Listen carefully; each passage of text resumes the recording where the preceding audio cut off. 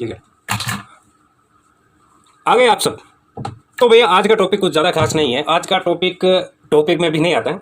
हाल ही के दिनों में आपने देखा होगा कि जब से हारिस सुल्तान ने कुछ लोगों को घुटनों पे लाया, उसके बाद से एक छोटी सी आर्ग्यूमेंट को बहुत बड़ा बनाकर पेश किया जा रहा है। जैसे कि उसी हारिस सुल्तान के केस के आसपास में ही गालिब भाई ने एक फंड रेज किया था अपने कंप्यूटर परचेजिंग के लिए। तो अक्सर लोग ये कहा करते हैं कि ये गालिब या हारिस सुल्तान या स्पार्टाकस जैसे लोग हैं, वो लोगों के कमाई को लेने के लिए इस प्रकार के वीडियोस बनाते हैं और हर रिलीजन को ऑफेंड करते हैं, उनके बारे में बुरी बुरी बातें करते हैं।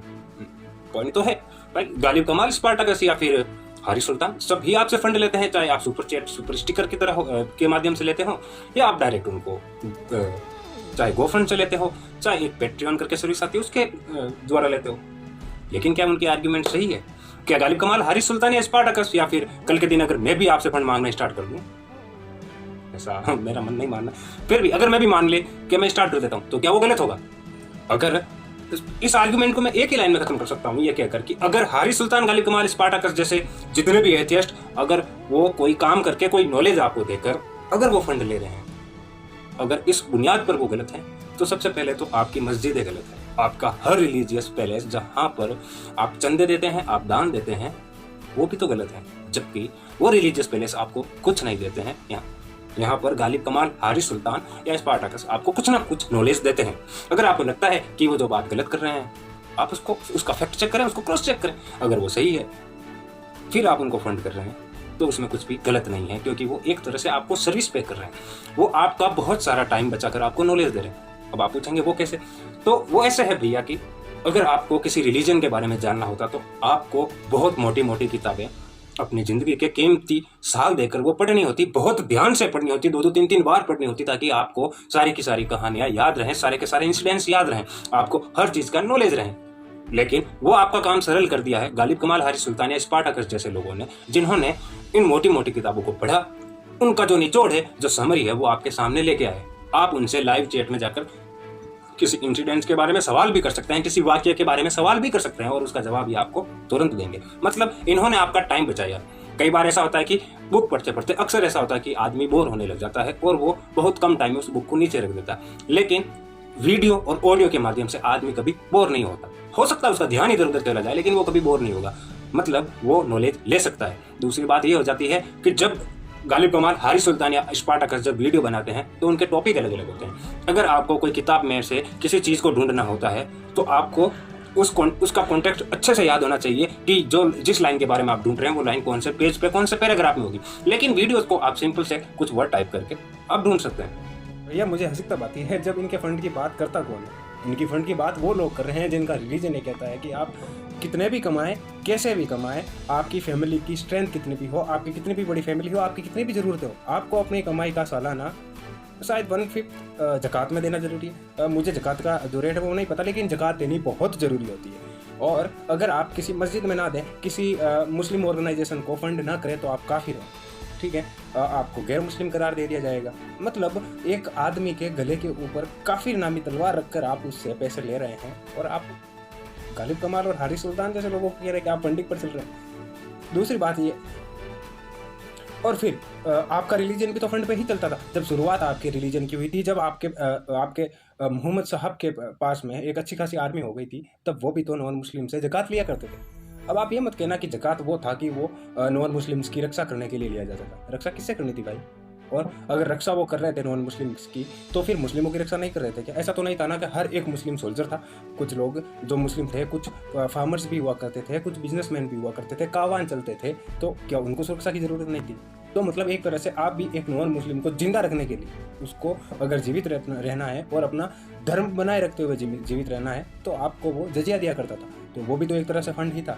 आपके जो रसूलुल्लाह है वो खुद भी तो फंड्स पे ही चला करते थे, ठीक है। और फिर अगर आप बात करते हैं फंड्स की, तो आपकी हर रिलीजियस एक्टिविटी, हर मुस्लिम ऑर्गेनाइजेशन में आपको आज भी फंड देने पड़ते हैं। तो उस समय तो आप ये सवाल नहीं करते कि ये सारी चीज़ें फंड पे चल रही है, ये सारी चीज़ें फंडिंग पे चल रही है। जबकि आपके इमाम और आपके जैसा भी तबलीगी जमात वाले साथ साहब जो फंडिंग पर चल रहे थे, उनके पास में 2 लग्जरी कारें थी, उनके फार्म हाउस में एक बड़ा सा बंगला था, एक बहुत अच्छा स्विमिंग पूल था, जबकि वो तो सारी दुनिया भी चीज़ें छोड़ चुके थे। तो मतलब आपके धर्म के लोग फंड पे असली मजे तो वो ले रहे हैं। आप अपनी कमाई में से असली मजे तो उनको दे रहे हैं। फिर आपका हज जो है वो आपके ऊपर हक कर दिया गया, आपको करना का करना है। मतलब एक तरह से आप सऊदी को फंड ही कर रहे हैं ना, हज भी करके भी। तो जब आज हारिस सुल्तान या गालिब कमाल को जो फंडिंग कर रहे हैं, हम लोग जो फंडिंग कर रहे हैं, आज हारिस या गालिब ने हमारे ऊपर तलवार नहीं लटकाई हुई है, या वो हमसे छीन नहीं रहे हैं, हमारी जेब में हाथ डाल के नहीं ले रहे। अगर मेरी ताकत है, मुझ में शक्ति है उनको फंड करने की, तो मैं उनको फंड कर रहा हूँ। ना ही उन्होंने कभी ये कहा कि आपको कम से कम इतना फंड करना है। ठीक है, आप में ज़कात जो थी वो मिनिमम रेट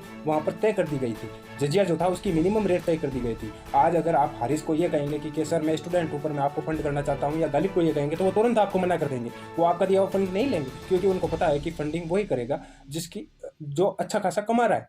लेकिन आपके इस्लाम ने तो जजिया या फिर जो ज़कात का जो टारगेट था वो हर किसी पर, हर मुसलमान या नॉन मुस्लिम के ऊपर तय किया हुआ था। कम से कम उतना तो देना ही था।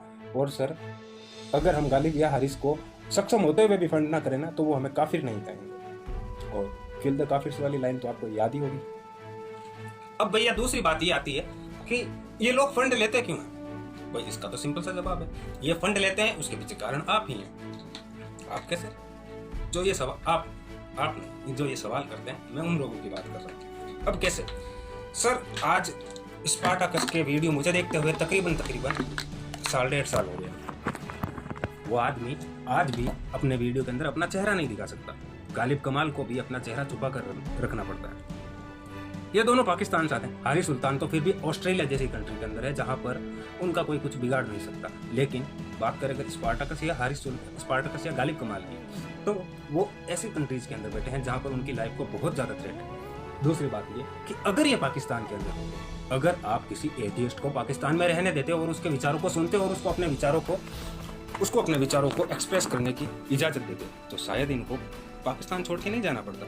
और आपको ये अच्छे से पता होगा कि जब ये पाकिस्तान में थे तो ये अपना खर्च, अपने घर का खर्च खुद जॉब करके कमाते थे और चलाते थे। तो सर इसके पीछे सबसे बड़ा कारण यही है कि आज ये किसी प्रदेश में बैठे हैं, अपनी ज़मीन, अपनी मातृभूमि को छोड़कर दूसरे देशों में बैठे हैं और वहाँ पर जाकर इनको वीडियोज़ बनानी पड़ती है।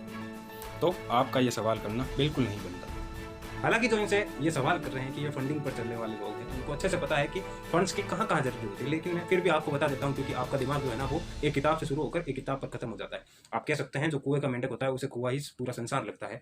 तो भाइयों, एक यूट्यूब चैनल को चलाने के लिए एक अच्छे माइक की जरूरत होती है, उस वीडियो को रिकॉर्ड करने के लिए एक अच्छे कैमरा की जरूरत होती है, उस वीडियो को एडिट करने के लिए एक अच्छे सॉफ्टवेयर की जरूरत होती है, एक वीडियो एडिटर की जरूरत होती है। और ज़्यादातर वीडियो एडिटर्स जो होते हैं वो पेड होते हैं। फिर जिसमें आपको वीडियो एडिट करना है उसके लिए आपको कम से कम एक पीसी की जरूरत होती है।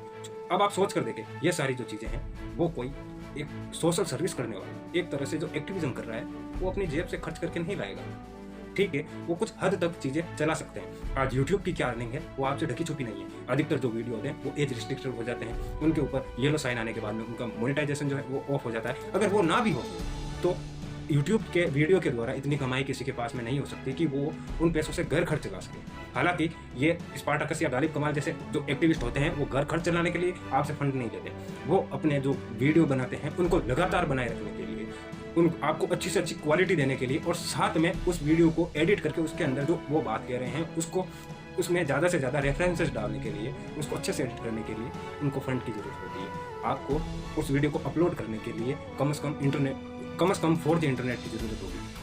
आपको अगर उस वीडियो के लिए रिसर्च करनी है, उस टॉपिक के लिए रिसर्च करनी है, तो भी आपको इंटरनेट की ज़रूरत होती है। ये सारी चीज़ें वो अपनी सैलरी में से या अपनी कमाई में से नहीं देगा, वो एक एक्टिविज्म कर रहा है। उस एक्टिविज्म का फ़ायदा ये होता है कि जो ह्यूमैनिटी है उसको सोचने समझने की ताकत मिलती है। जब आप इनके वीडियो को देखना शुरू करेंगे, आप फैक्ट चेक की तरफ जाने लगेंगे। आप किसी की बात पर, किसी वीडियो पर ऐसे ही विश्वास नहीं करेंगे, आप उसकी गहराई तक जाएंगे। उसी तरह किसी भी रिलीजियस जो चीज़ें लिखी हुई है आपकी किताबों में, आप उनको जट से नहीं मानेंगे। आप थोड़े से सोचेंगे कि ये चीज़ें जो लिखी हुई है वो क्यों लिखी हुई है। ठीक है, तो इन सारी चीज़ों के लिए एक यूट्यूबर को फंड की बहुत ज़रूरत होती है।